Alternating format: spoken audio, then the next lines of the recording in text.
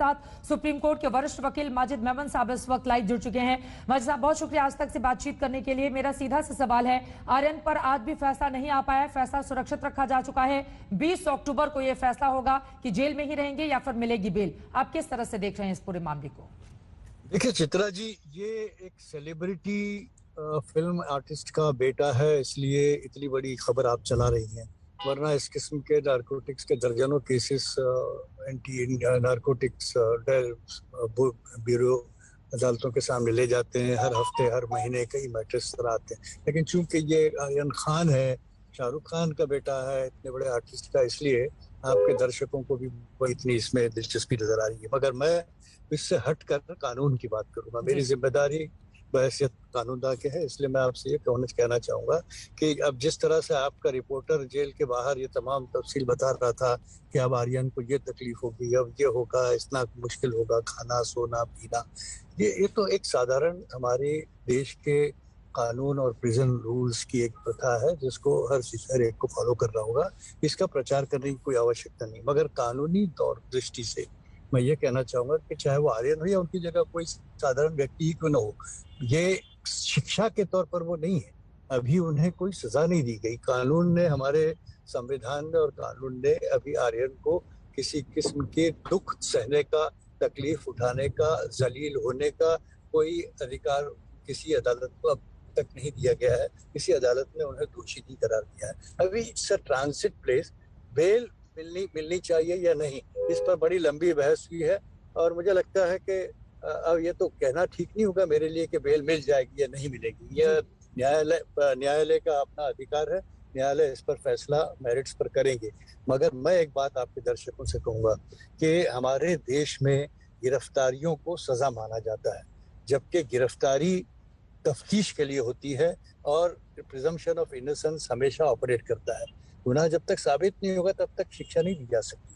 तो ये इस तरह से किसी को जलील कर देना या किसी को तकलीफ पहुंचाना, मैं आर्यन की बात नहीं कर रहा हूँ, मैं हमारे कानून की बात कर रहा हूँ कि वो उचित नहीं है। जब तक कि कोई दोषी नहीं ठहराया जाता, उस पर उंगली उठाकर उसे जलील करना या उसे तकलीफ देना, ये गैर कानूनी चीज है और ये इंसाफ के खिलाफ है।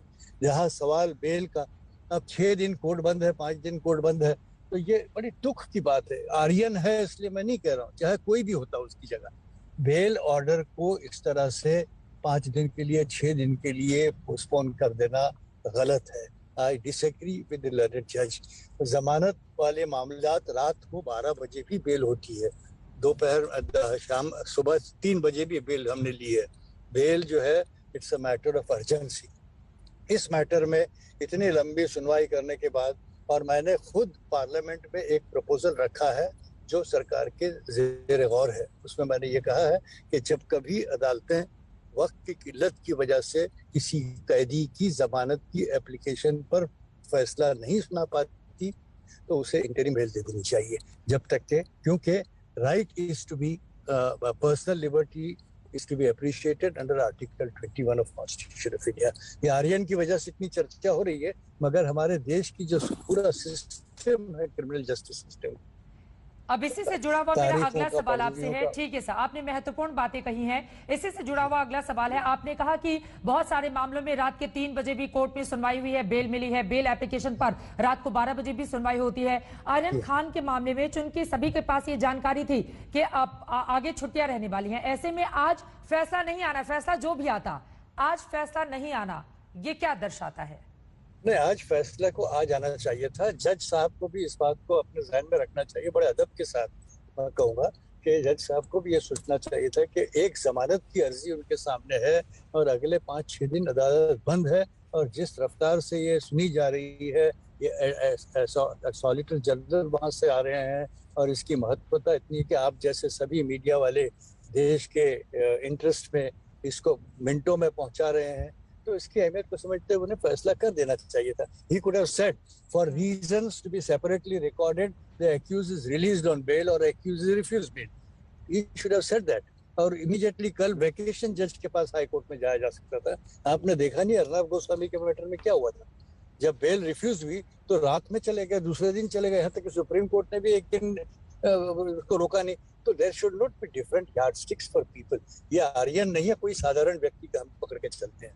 इस आदमी ने जिसकी बेल के बारे में, इस नौजवान की बेल के लिए जब इतना शोर हो रहा था, इतनी हियरिंग हो रही थी, तो कोर्ट शुड हैव अंडरस्टूड। और ये वेकेशन जज नेक्स्ट डे बेल के लिए वेकेशन जज बैठते हैं बहुत सारे। somebody should have entertained this. Justice never sleep. Justice never sleep. Majid Memon साहब ने ये बातें कही हैं। आपको बता दें, आर्यन खान मामले में फैसला फिलहाल सुरक्षित रखा